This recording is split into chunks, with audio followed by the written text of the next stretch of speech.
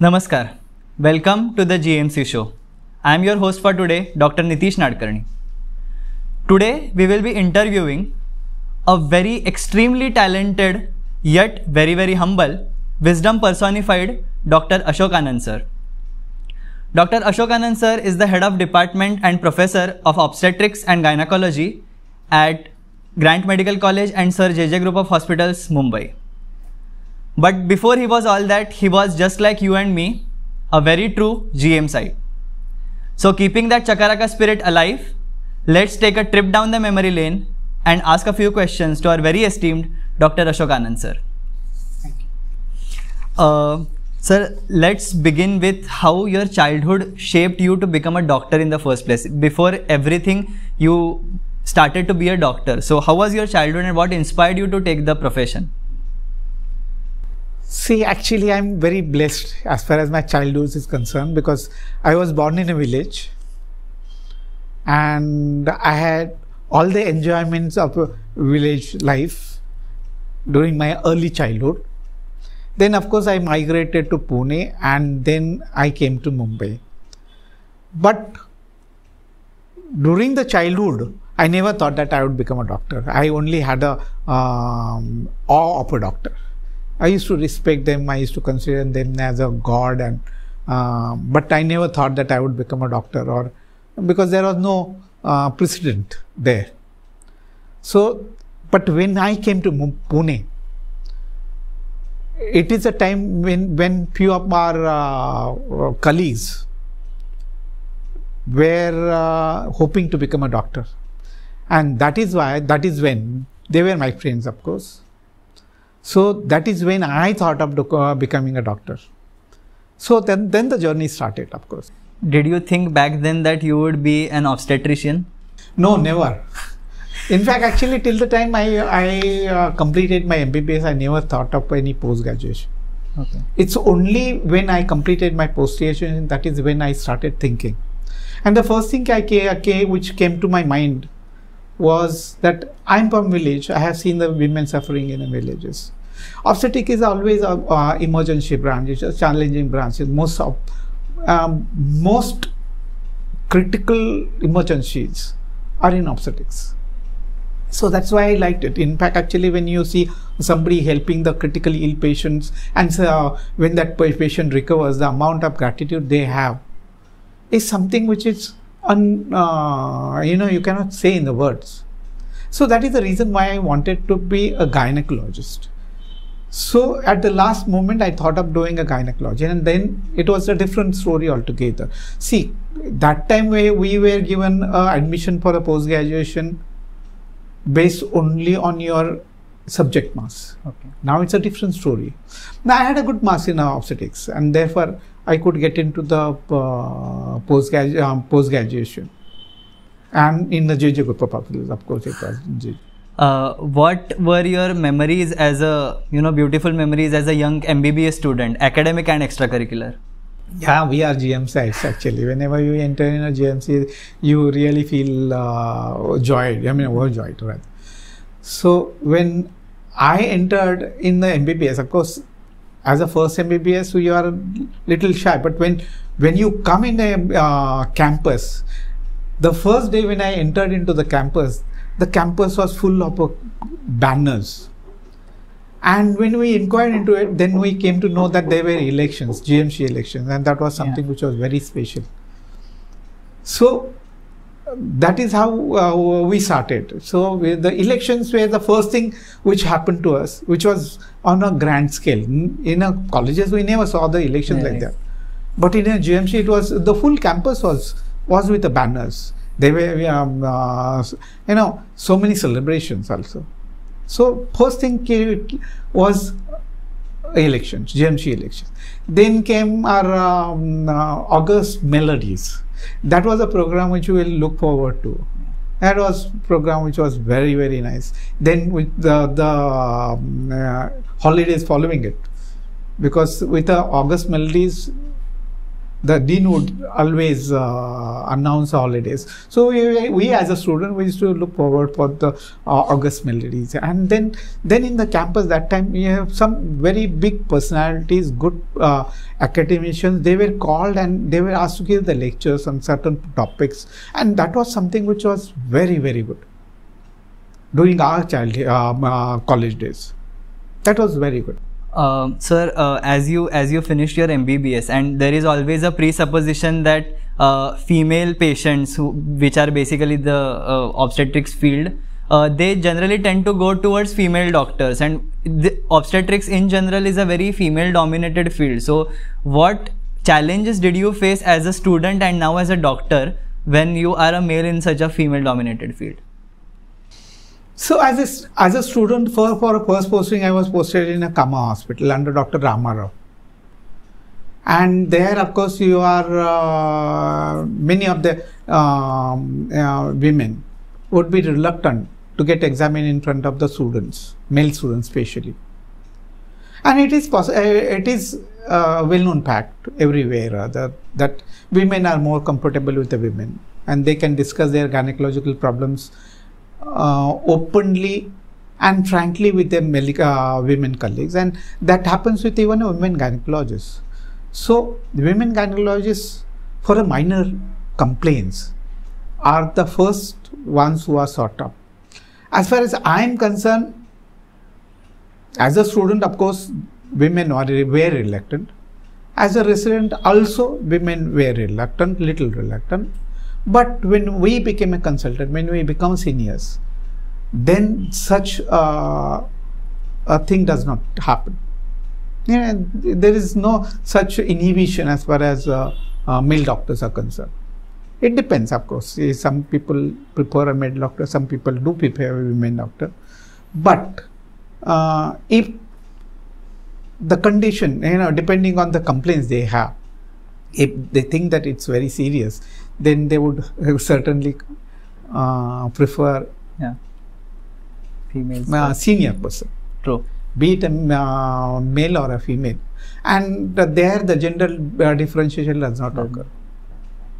Sir, as you said that you were blessed to be a part of JJ, straight from your student days to now becoming the head of the department.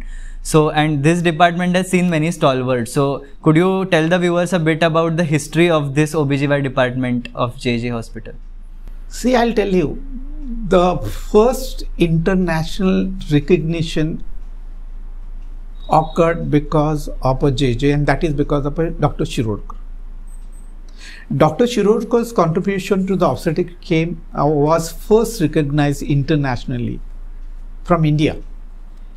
Not from anywhere else, from JJ Hospital, from India. And therefore, JJ has a very long history. So, if you see right from Shirokar, that he was the first one to be recognized internationally. Then came Dr. Patwardhan. You have a Patwardhan manias. Shirokar, of course, Dr. Shirokar has many contributions. He has many surgeries on his name.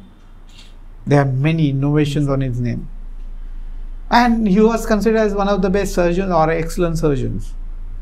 One of the reasons, of course, what I was told is that he was also a general surgeon. So he was a general surgeon who turned into an obstetrician later. And that is why his innovations were extremely good, extremely helpful, extremely scientific.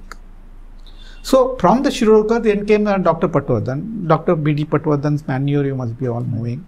Internationally, was a Dr. Shayan Purandare, who was a FIGO president. He was a FIGO president. But then, there were other people who were not so famous, but their contribution was, it was very valuable contribution. Like, you have the commonest, the most dangerous condition in obstetric gynecology is the bleeding. And for that bleeding, atonic PPH kills 17 to 25% of the people. 17 to 25% of the women, pregnant or laboring women. So therefore that, we have a small innovation. Can you imagine a condom being used? Condom being used to prevent the PPH, and that was done by Dr. Shirokar. Yeah. I mean, Shukar's that spine. was done by Dr. Shukar, although it was not published or it was not patented. But that sort of contribution, it saved many lives. And it's been used everywhere and it's available everywhere and it's so simple and it's so effective. So people like this, Dr. Deshmukh, who was a BC Roy awardee, KK Deshmukh, she was a HOD here. Okay. Then Dr. Pomsi Wadia. Dr. Pomsi Wadia, you must be knowing about Yeah. Dr. Pomsi Wadia. I really admire that person at this age also. He's so lively and so young. So we had solvers like that. We have a long list of stalwarts like Dr. Shirodkar, Dr. Purandare, Dr. Bomsi Wadia, and sir, now you two are on the list of it. I'm not a small person. What does this GMC Spirit mean to you? I mean, we always say that our GMCite should have a GMC Spirit, but what does this mean to you on the background of all these stalwarts? Now you standing in all those stalwarts. See, question is, when you enter into the GMC, you become a GMCite. And the GMC spirit goes into it. And that spirit, you can go out of a GMC, but the GMC cannot go out of you. So it is that simple. So, but when the GMC spirit, whenever you go out and when you meet GMCites, when you see the stalwarts, giants, then you know what the GMC spirit is. And the way they respond to you. You are a GMCite. Once you are a GMCite, you are always a GMCite. But the atmosphere, the affinity, whatever you get in a GMC can never be matched anywhere else. Sir, as I said that you are also one of the epoch builders of obstetrics and gynecology and very well famous for your Ashok Anand Stitch. So could you tell us the story behind Ashok Anand Stitch? Actually, it was not a planned one. It was not intended one also. See, when we started, it so happened that we have she is there, still there. We have a staff nurse who was having a previous cesarean and central placenta previa. Now, when it is a central placenta previa and previous cesarean, we always think of a morbidly adherent placenta, and we always think of there was only one thing which we require to do, that is obstetric hysterectomy.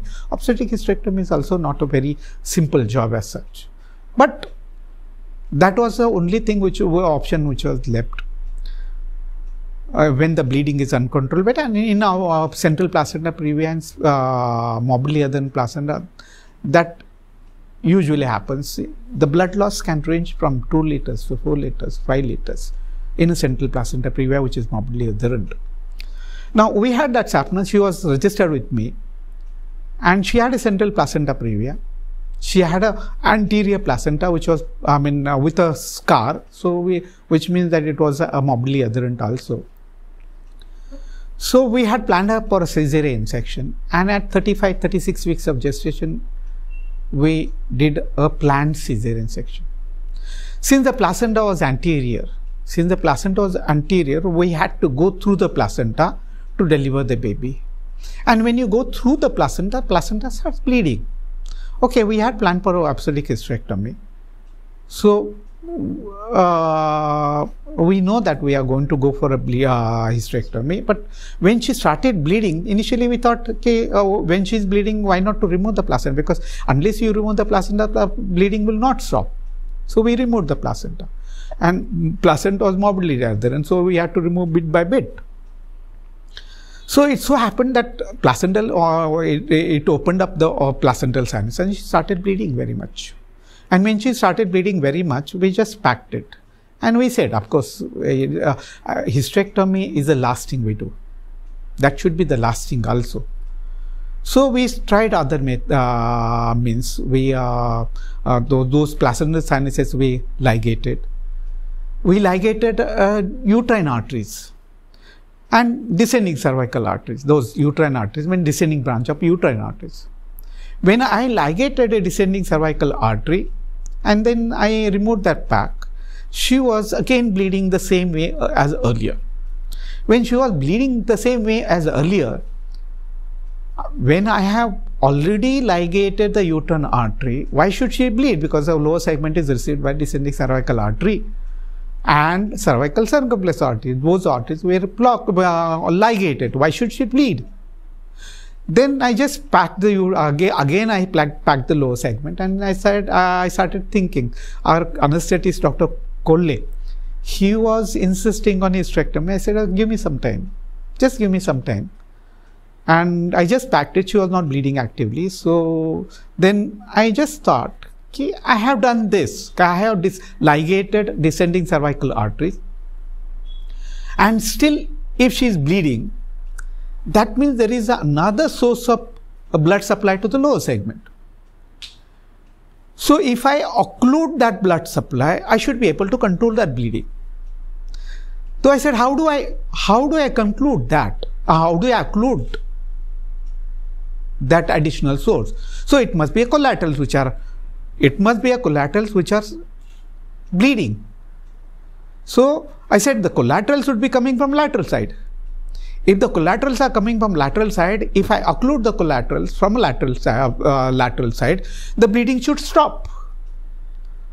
And therefore, the second thing was, I was worried about the cut through, because the lower segment is very peppery thin in those cases.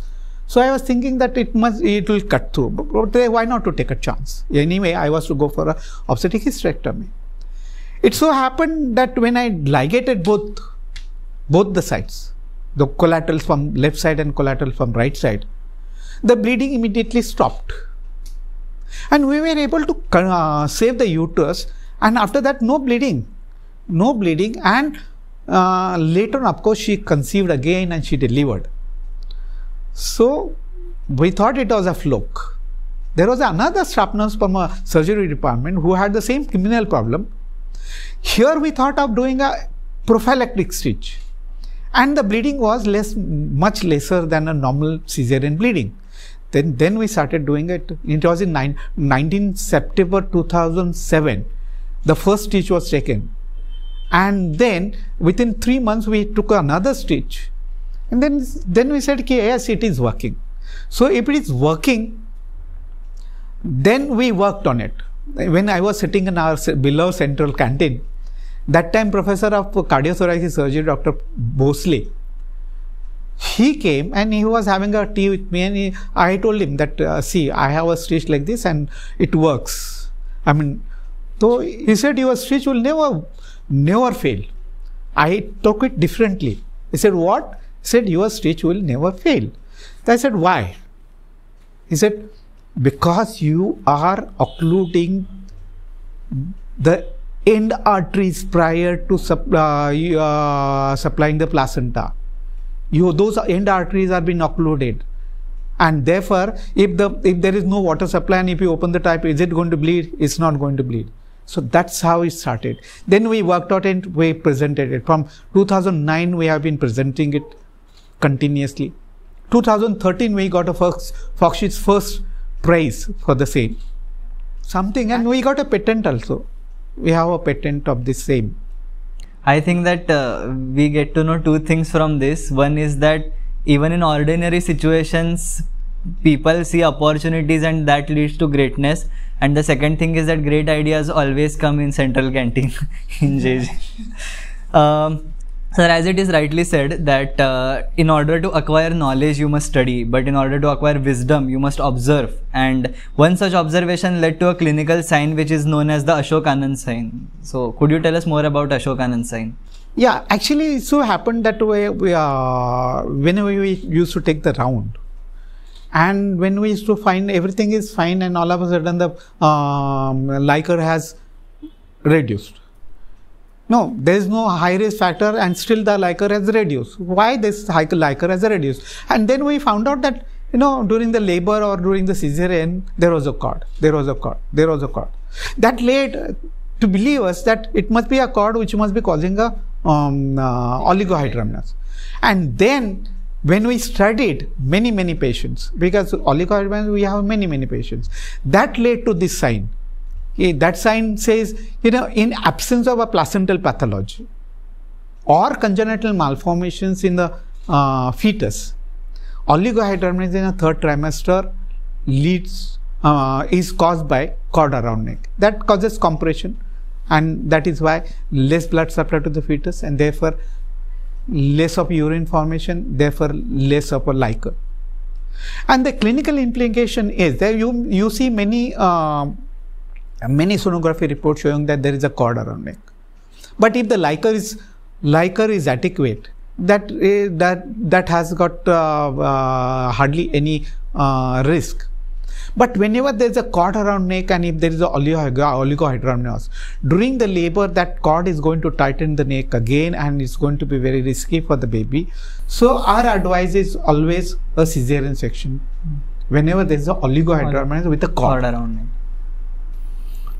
Sir, you were able to do it because you had such large sample size in order to study. And see, we are blessed. See, basically because you being in a GMC and JJH hospital, we are blessed because we are at tertiary care centers, and from here patient has nowhere to go. And if the patient has nowhere to go, we are the last. Right. And unfortunately we have a backup.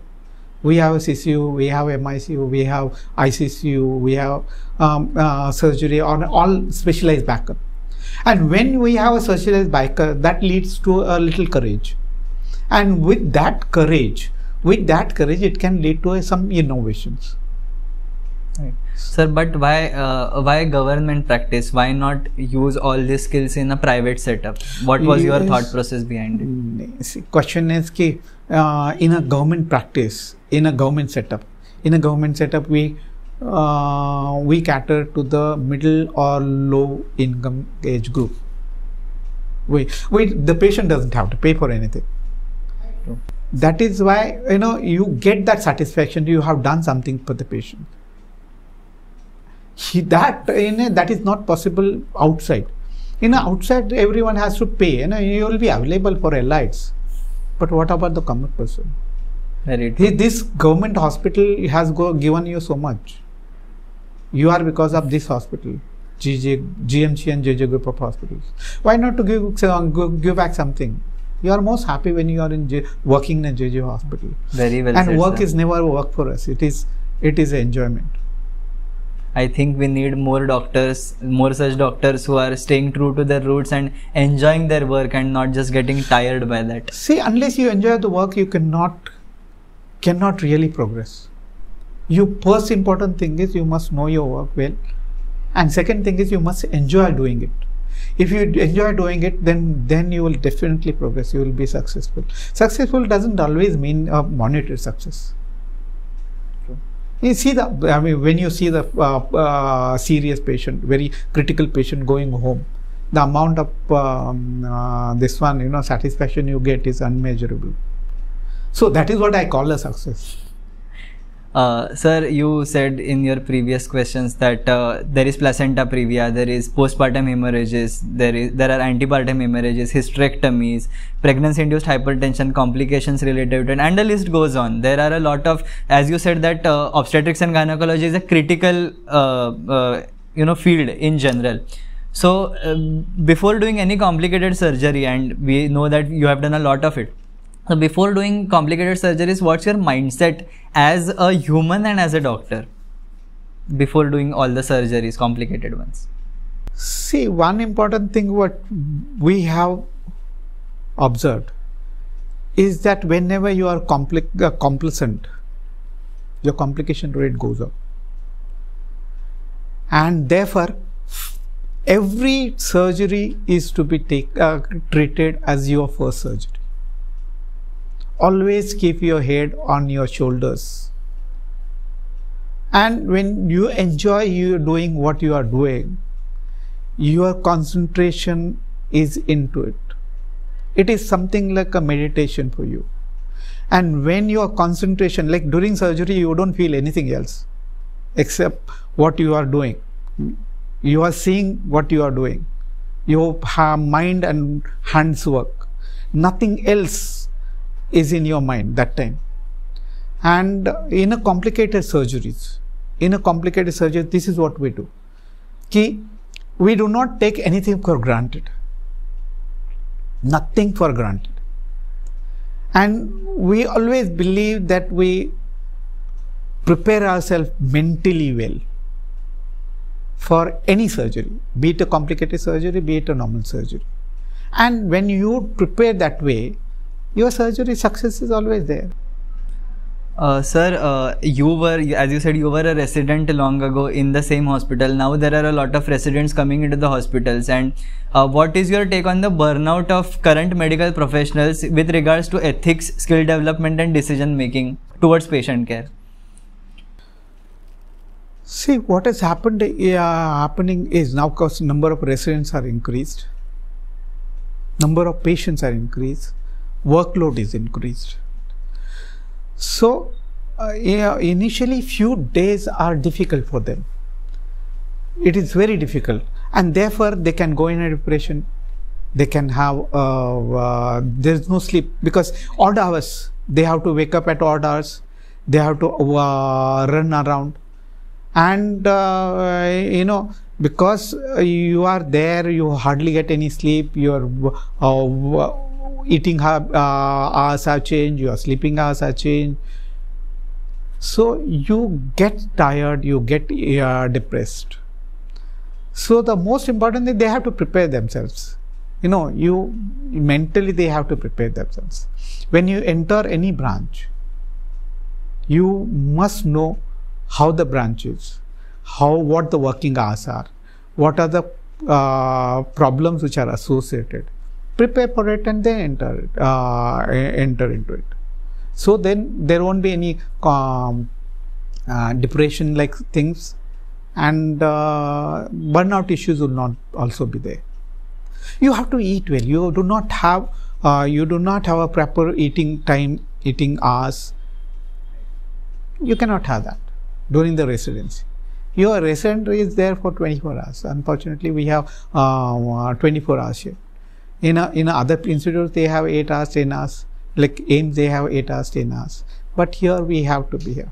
And the most important thing what we have during the residency we do is, we prepare ourselves. Sir, at least in a city like Mumbai, the perspective of patients or normal people, non-medicos towards doctors is that they have descended from a godlike status previously to just service providers now. And even in medical professionals, where once clinical medicine was revered, now there is the rise of investigative techniques for newer investigative techniques for newer diagnoses. So what's your take on that, and how do you see the future generation of GMCites getting into that? I mean that there were stalwarts like Shirodkar sir, and then there is you, and then there will be future GMCites. And do you think that in such a competitive and investigative pattern, wherein even the patients are looking at it from a service provider point of view, could we create new, epoch-changing techniques in obstetrics and gynecology? See, actually, medicine has also evolved that way. If you see, initially the medicine was art, then it became science, and now it has become a trade and commerce. Let me tell you very frankly. But it is only in a few instances you find that it is a trade and commerce. Very few instances.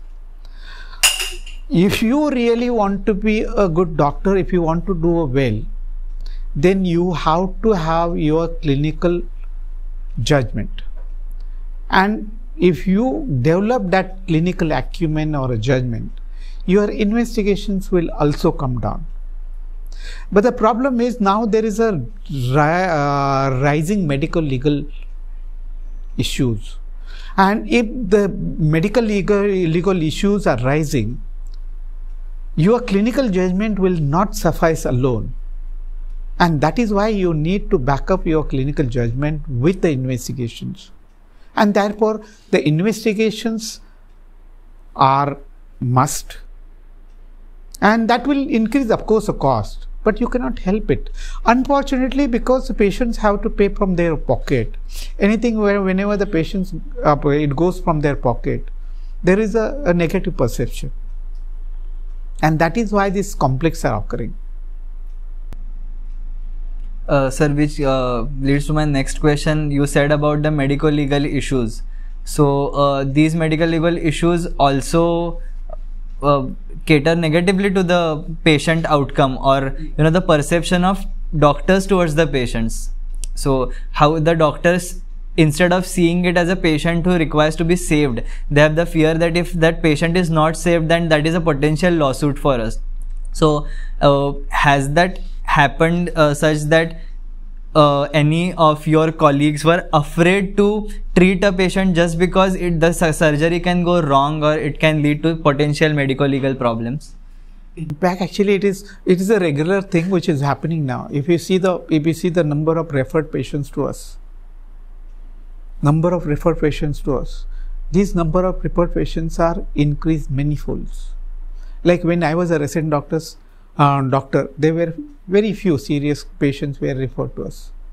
But nowadays, if you see, we get at least 3 to 4 referred critically ill patients, and those critically ill patients could have been can be or could have been treated at the place where they from where they have come here.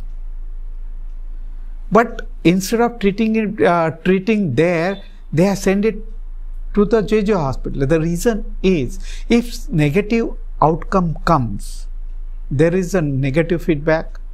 There is patients' relatives, they can have very bad impact. And so in obstetrics, the patient is healthy. They are in pink of their health. They are young. They are mothers. And whenever there is a negative impact or a negative outcome, naturally the patient's relative's reaction is not going to be natural. And that is very bad. And they don't realize the gravity of the situation. Basically because sometimes there are so many patients, many conditions which are not treatable. Like amniotic fluid embolism, it occurs. And the patient dies because of amniotic fluid embolism. If there is embolism, DV from defense, a patient dies because of embolism. How can you save those patients? But when these patients die, there is absolutely a negative impact. And that is why the patients are being referred to us more and more. So, as it is always said that obstetrics is a field wherein one patient comes and 2 healthy people go. So what is your advice to the college students like us or the residents, as to see, now we are practicing at a tertiary healthcare center, but there are various villages all across India who still have lack of such resources, and because of which the level of obstetric education, as you said that there are very ignorant people coming who don't simply know, and it is because the lack of obstetric education that they have. So as youngsters who look forward to a brighter future of our country, what do you think are the steps that we can take, or can you advise the GMCites as to what we can do so as to create obstetric awareness amongst the community? Health education. The most important thing is the health education. And even when we go out for medical camps, we just see the patients. Sometimes we advise few things. But what do they require is a health awareness and health education. Health awareness and health education. That is something which is important. See, obstetrics is an ongoing process. So in the obstetrics, there are bound to be emergencies. And some of the emergencies can be fatal. So they need to know what are those emergencies where nothing can be done and where you can just wait and watch. So sometimes it so happens that in obstetrics emergencies, you see a patient who is healthy, happy, alive, laughing. The next moment the patient is not there. So therefore it happens many times. And we see so many patients, like not only in a JJ group of hospital, but when we see those maternal mortality reports in Ep South, all the maternal mortalities are being investigated. So we see all this very commonly. So that is why they need to be aware that a single injection, any type of injection can cause allergies, anaphylaxis can be a risky to the life. And sometimes some unknown allergens are there. Sometimes, the drug which is very safe, can lead to anaphylaxis. So nothing is to be taken very lightly. Very well said, sir. Sir, are there any words that your mentor said to you that you still remember to this date, and you have been following such precious words by your mentors that has helped you in your practice? See, one important thing in a medical college we learn is that there are many mentors, not just one. And when you are working under many teachers, you realize that each one has to give something to you. Each one will give you something which you will always remember. And even as a student, when you become a doctor, when you take their place, mentor's place, you also realize that you are. I also as a mentor, so I realize that whatever I wanted from my teachers, mentors, I should try and do it and try and avoid which I disliked in my mentor. Sir, any words for the future generation of GMCites and all other college students alike? No, actually, see, one important thing, you must be sincere. You have to be truthful. Sincerity will always count. You have to be truthful. If you are sincere, if you are truthful, in any field you go, you will be successful. Any. But provided you have a sincerity and integrity. Always remember one thing, that always